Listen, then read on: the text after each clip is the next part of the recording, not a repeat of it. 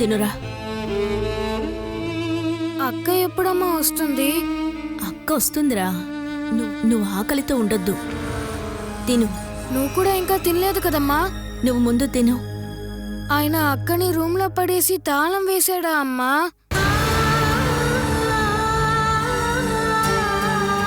అక్క ఇక్కడికి అసలు రాదా అమ్మా? వస్తుంది. రాకపోతే నేను తీసుకొస్తాను. మీరు అబద్ధం చెప్తున్నారమ్మా. లేదురా, అక్క రేపు వస్తుంది. నువ్వు భోంచేయి. నేను తినిపించనా? అక్క అక్కడ తినుంటుందా అమ్మా? అక్క లేకపోతే నాకు ఆకలి అయ్యట్లేదమ్మా.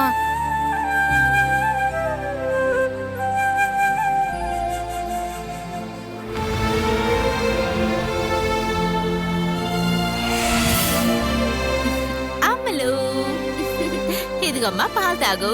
ఇదిగో ఫుల్లుగా తాగేయాలి. తర్వాత జరిగిందంతా నాకు చెప్పాలి, సరేనా? ఎంతైనా కిడ్నాప్ చేసిన తర్వాత నీకు బాగా ఆకలి ఎక్కువైంది. దొంగ. ఇప్పుడు చెప్పమ్మా, వాళ్ళని తీసుకెళ్ళింది కార్లోనా బైక్లోనా? నాకు తెలీదు. నేను మైకల్లో ఉన్నాను కదా. లెగిసి చూస్తే వేరే చోటు. వేరే చోటు అని చెప్పకూడదు, దొంగలున్న చోటు. చూడండి, ఇలాంటి గుండువాడి నాకు అక్కడ కాపలాగా ఉన్నాడు. మేడం మేడం మేడం, త్వరగా రండి. కళ్యాణిని కిడ్నాప్ చేసిన వాళ్ళ గుర్తులు దొరికాయి. కళ్యాణి ఇటివమ్మా. ఇదిగో ఇటు చూడండి. కిడ్నాప్ చేసింది ఇలాంటి గుండొత్తనంట.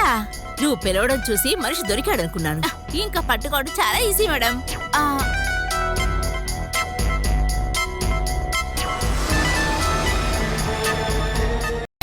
కళ్యాణి. సార్ సార్, కళ్యాణిని కిడ్నాప్ చేసింది ఎవరో తెలిసింది. ఆంటీ, మీరు ఎందుకు ఇంత టెన్షన్ పడుతున్నారు? వాడు ఇలాగే ఉంటాడని ఒకసారి చూడండి సార్. సార్, ఇలాంటి వాళ్ళని పట్టుకున్నారంటే మిగతా విషయాలు పోలీసులు చూసుకుంటారు. నిన్ను తీసుకెళ్లిన వాళ్ళని నువ్వు చూస్తే కనిపెట్టగలవా? అక్కడ ఇద్దరున్నారు. వాళ్ళలో గుండు ఒక జోకర్. నిద్రపోతూనే ఉంటారు.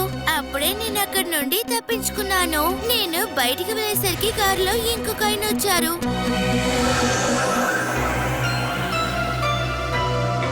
ఇంతకు ముందు ప్రీతి ఆంటీ కింద పడినప్పుడు నడవటానికి ఒక వాకింగ్ స్టిక్ యూజ్ చేశారు కదా, అలాగే ఆయన కూడా స్టిక్ తో నడుస్తున్నారు. ఇంకా కాళ్ళలో ప్లాస్టర్ కూడా వేసింది. కుంటుకుంటూ నడుస్తున్నారు. ఇంకా మెడకి ఒక బెల్ట్ కూడా ఉంది. ఈ ఆధారాలు పోలీసులకి చెప్పామంటే తీసుకెళ్లే వాళ్ళని పోలీసులు పట్టుకుంటారు. అయినా సూరజ్, మనకు శత్రువులు ఎవరున్నారు? ఒకవేళ బ్యాంకులో మోసం చేసిన వాళ్ళు ఏంటారా? ఆ అమ్మాయిని పట్టుకు వెళ్లి వాళ్ళ మీద ఇచ్చిన కేసుని విత్డ్రా చేసుకుంటే వదిలేస్తామని చెప్పడానికి వాళ్ళు కిడ్నాప్ చేసుంటారు. కళ్యాణి తెలివైన పిల్ల కాబట్టి అక్కడి నుంచి పారిపోయి వచ్చేసింది. నీకు వంటగదిలో పని లేదా? త్వరగా వెళ్ళు. ఒకవేళ జయకుమార్ అలా చేసుంటాడంటావా? వాళ్ళకెలాగూ కేసు లేకుండా తప్పించుకోవాలి అంతే. అందువల్ల మధ్యలో ఇలాంటి రిస్క్ ని వాళ్ళెప్పటికీ తీసుకునే అవకాశం లేదమ్మా. మరింకెవరు చేస్తుంటారంటావు? కళ్యాణి ఇప్పుడు చెప్పిన గుర్తులన్నీ పోలీసులకు చెప్తాం. ఖచ్చితంగా వారంలోగా కళ్యాణిని కిడ్నాప్ చేసిన వాళ్ళని పోలీసులు పట్టుకుంటారు. నువ్వు జాగ్రత్తగా ఉండు. మీ నాన్నగారితో నేను చెప్తాను. ఇప్పుడు మనకి టైం బాగోలేదు.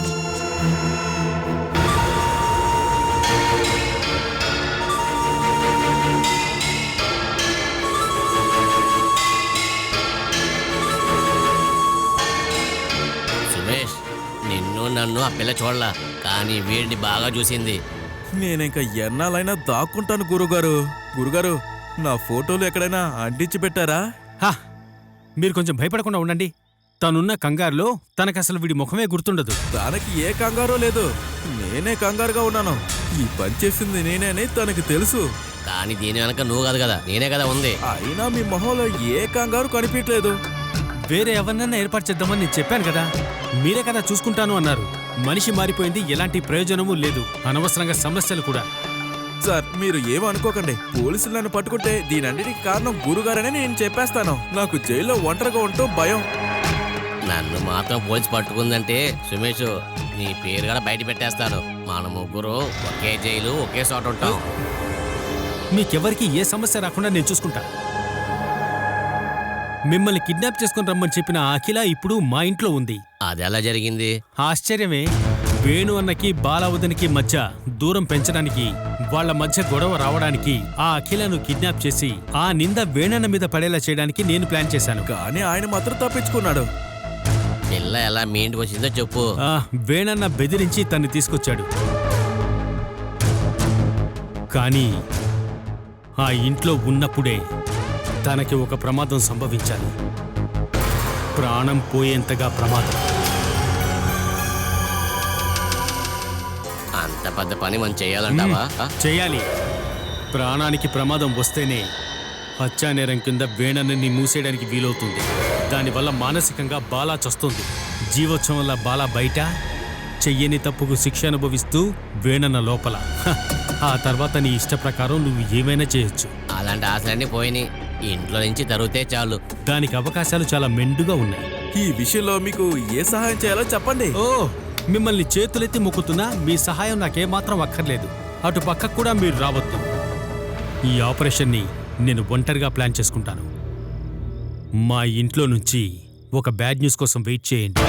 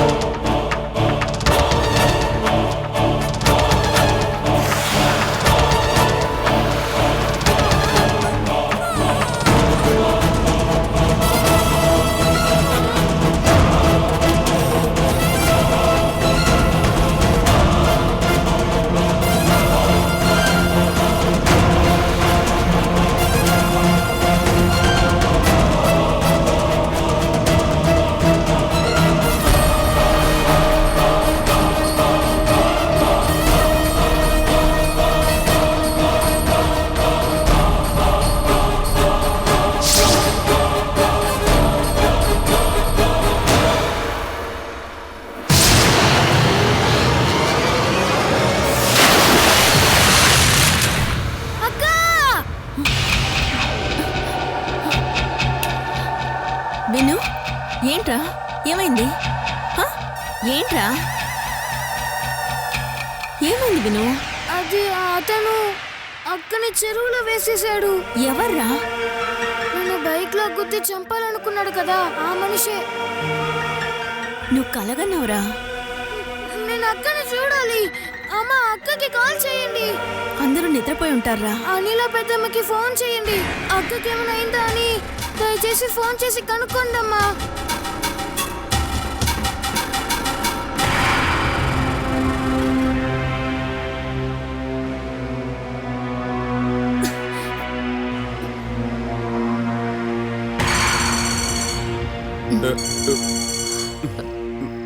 హలో రషీదనా, ఒక నెల టైం ఇవ్వనా? ఖచ్చితంగా ఫిబ్రవరి 30వ తారీఖు అన్ని లెక్కలు క్లియర్ చేస్తాను. ఓకే? ఓకే.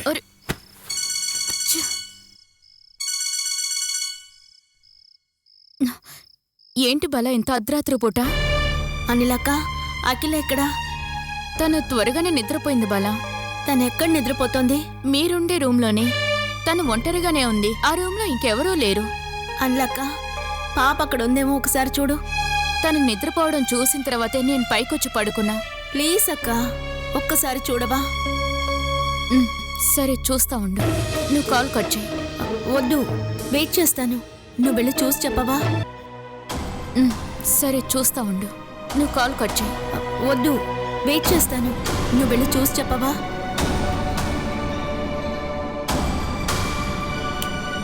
ఆ? అప్పుడే తెల్లారిపోయిందా ఆ? నేను లైట్ వేసానండి. లైట్ ఆఫ్ చేయవా? అఖిల పాప రూమ్ లో ఉందో లేదో చూసొస్తాను.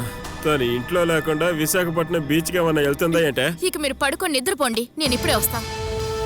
అరే రాత్రిపూట ఎక్కడ లేట్ వేసి అక్కడే వెతకటానికి వెళ్తుంది. ఆఫ్ చేసేదా?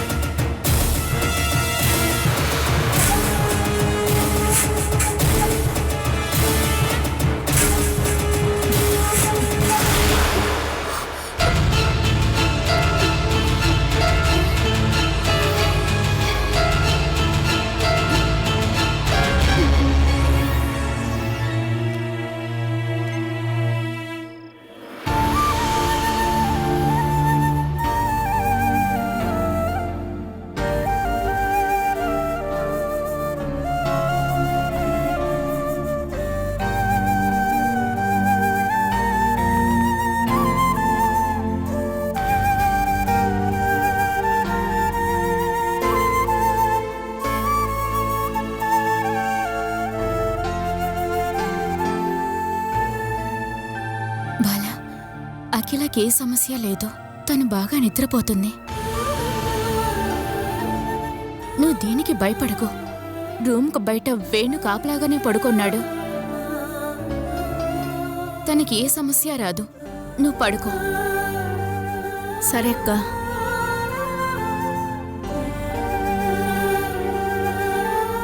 అక్కకి ఏం కాలేదురా. అనిల పెద్దమ్మ ఉందిగా. నువ్వు పడుకో.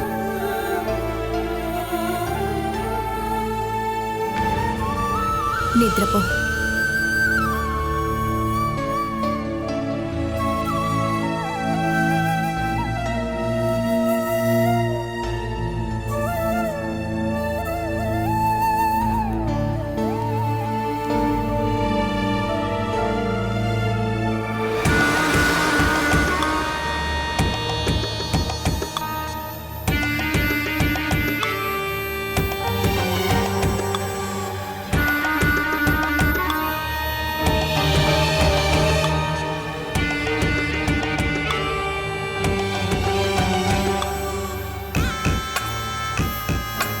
వేణు, నీకు బాలాకి మధ్య ఉన్న గొడవల్లో అఖిలానిలా లాగి తన జీవితాన్ని నాశనం చేయకు. అఖిలాన్ని తీసుకువెళ్ళి బాలా దగ్గర వదిలిపెట్టు. ఇప్పుడు నువ్వు కూడా బాలకి వంత పడుతున్నావా? నాకు న్యాయం అనిపించిన విషయాన్నే నేను చెప్తున్నాను. 5-8 సంవత్సరాలు జైల్లో ఉన్నా సరే తన మీద కోపం నీకింకా పోలేదా వేణు? అంతా మర్చిపోయి తనతో బతకాలని కదా వచ్చాను. కానీ దానికి అది నచ్చట్లేదు. తన ఉద్యోగం, ఫ్రెండ్స్, ఇంకా మిగతా సంబంధాలు, అదే కదా బాలాకి ముఖ్యం. నేను ఎందుకు పనికిరాని వాణ్ణి. నేను ఆ ఉద్దేశాన్ని మార్చాలి. మారుస్తాను. వేణు, బాలాతో పిల్లలిద్దరితో నువ్వు ప్రేమగా బ్రతకాలని నువ్వు అనుకుంటే తను మనస్ఫూర్తిగా నిన్ను స్వీకరిస్తుంది. నువ్వెవరే వీడికి చెప్పడానికి? నా కొడుకు అది అక్కర్లేదు. ఓహో, బాలా వద్దు, కానీ తన కన్న కూతురు ఇక్కడ పెరగాలంట. ఎప్పటికీ ఆర్ని పచ్చిగాయంలా కూతురి జ్ఞాపకాలు తన్ని గాయపరుస్తూనే ఉండాలి. అప్పుడే నేను జైల్లో గడిపిన 8 సంవత్సరాల బాధలో 10 రెట్లైనా అనుభవిస్తుంది. ఈ 8 సంవత్సరాలు తను బయటుండి అనుభవించింది నువ్వు అనుభవించిన శిక్ష కన్నా పెద్ద శిక్షే. నీ చుట్టూ ఉండేవాళ్ళు చెప్పేవేవి కూడా నిజాలు కాదు. ఒక అమ్మాయి స్థానంలో బాల అనుభవించిన కష్టాలకు బదులుగా కనీసం నువ్వు 2 జన్మలైనా సరే తన్ని బాగా చూసుకోవాలి, తెలుసా? అదేం కష్టాలు పడిందని నువ్వు చెప్తున్నావు? దానికి సాయం చేయడానికి ఊళ్ళో వాళ్ళందరూ ఉన్నారు. ఉండటానికి చాలా పెద్దిల్లు, తినడానికి బట్టలకి ఏ కరువు లేదు.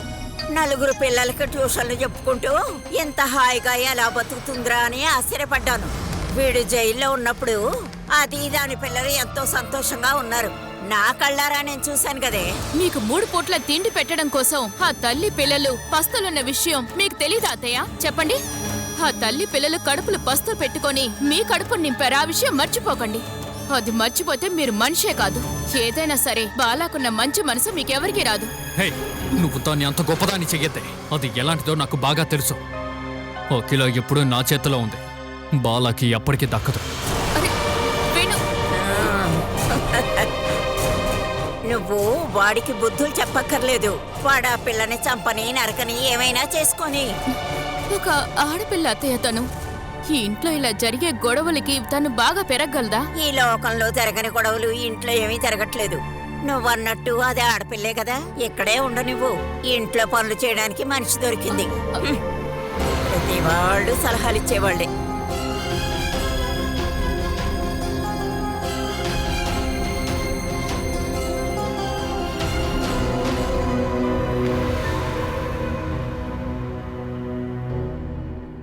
మీ ఫోన్ నుంచి పెద్దమ్మకు కానీ పెదనాన్నకు కానీ ఫోన్ చేసి ఇస్తారా?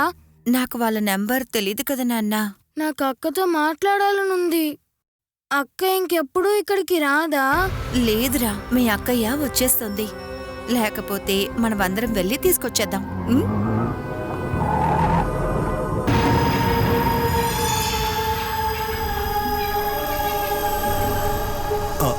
బాలేదా? లేరండి, చైల్డ్ లైన్లో కంప్లైంట్ ఇవ్వాలని వెళ్ళారు. వినుకు తోడుగా నన్ను ఉండమని బాలా అక్క వెళ్ళారు.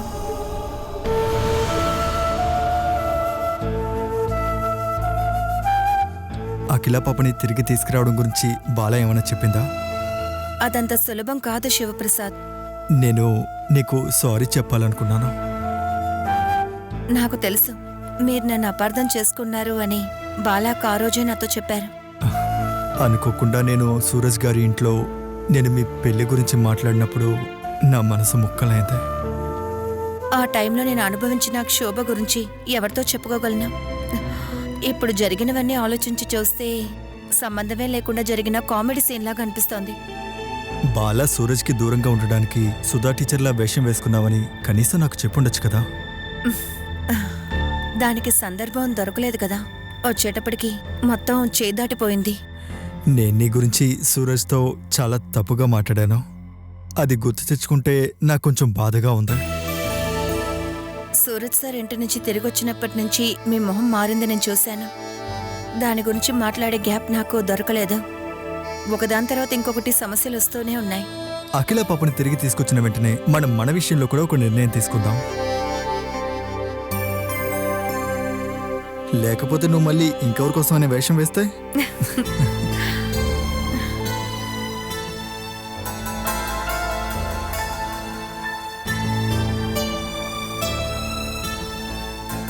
నువ్వెప్పుడొచ్చావు? జస్ట్ ఇప్పుడే వచ్చాను. మీ మధ్య ఉన్న ప్రాబ్లం సాల్వ్ అయిందా? నీ జీవితంలో చాలా బాధాకరమైన విషయం అఖిల వాళ్ళ నాన్నతోటి వెళ్ళడమే. నీకు తగిలిన గాయాల కంటే మా సమస్యలేమీ అంత పెద్దవి కాదు బాలా. చైల్డ్ లైన్లో కంప్లైంట్ ఇచ్చారా? ఎంక్వైరీ చేస్తామన్నారు. నేను అక్కడికి వాళ్ళతో వెళితే పోలీసులతో వెళ్ళినట్టుగా ఉంటుంది. నువ్వులా అందరినీ గుడ్డిగా నమ్మకు. మనం అన్ని తలుపులు తడదాం, ఏదో ఒకటి ఖచ్చితంగా తెలుస్తుంది.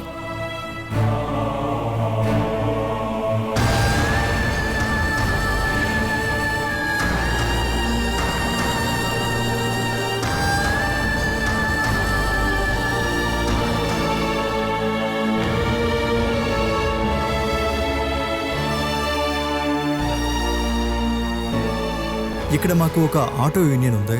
దాదాపు 25 మంది ఉంటాం. వేణు ఇంటికి వెళ్ళి అఖిలని తీసుకురావాలని నీకు అనిపిస్తే ఒక్క మాట నాకు చెప్పు. మేమందరం కలిసి అక్కడికి వస్తాం. ఒక 30 మంది కలిసి ఆటోలో వెళ్ళి నిలబడితే వాళ్ళు భయపడతారు బాలా. వేణు గనక బెదిరించే అఖిలని అక్కడ ఉంచినట్లయితే మనం ఖచ్చితంగా ఏదైనా చేయగలం. అదేం వద్దు శివ.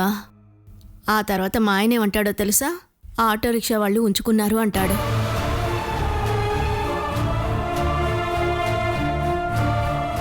ఎన్ని కట్లు వేసినా అవన్నీ తెంచుకొని నా కూతురు నా దగ్గరకు వస్తుంది. సహనంతో వేచి ఉండాలని నిర్ణయించుకున్నాను.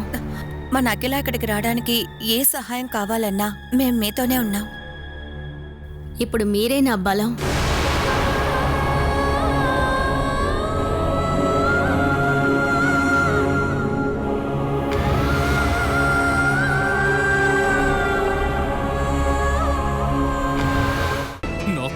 పని చేయించడానికి నీకు ఇక్కడ ఎవరే అధికారం ఇచ్చారు? మీరు గొడవ పడకండి నాన్న. ఏయ్, ఈ ఇంట్లో నిర్ణయాలు తీసుకునే పని నీది కాదు, దానికంతా మా అమ్మ ఉన్నారే. నేను మీతో ముందే చెప్పాను కదమ్మా, నా కూతురు విషయంలో ఎవరు జోక్యం చేసుకోద్దని. నేనేం చెయ్యనురా, ఇంటి అధికారం మొత్తం దీందే. ఊరికే రూమ్ లో కూర్చొని ఏడుస్తుందని పని చేస్తే టైం పాస్ అవుతుందని చెప్పా. దీనికెందుకు నువ్వు ఇంతలా అరుస్తున్నావు? నా కూతురు విషయంలో నేను ఇలాగే ఉంటాను. ఏంటమ్మా ఇక్కడ గొడవ? ఇక్కడ ఇంతమంది ఆడోళ్ళు ఉండగా ఇలాంటి పనులు చేయడానికి నా కూతురే దొరికిందా? నువ్వు కూడా ఒక కూతురుని కనిపెట్టావుగా, దాన్ని చేయమని చెప్పచ్చు. వీడి చెప్పేది కరెక్టే. లేకుండా వాళ్ళు వంగి పని చేస్తే చాలా మంచిది, ఫ్రీ డెలివరీ అవుతుంది. నా కూతురు విషయాన్ని నేను చూసుకుంటానులే. ఇక నా కూతురు విషయంలో కూడా ఎవ్వరూ తలదూర్చద్దు. తను ఇక్కడ పని మనిషిగా రాలేదు, తిను నా కూతురు.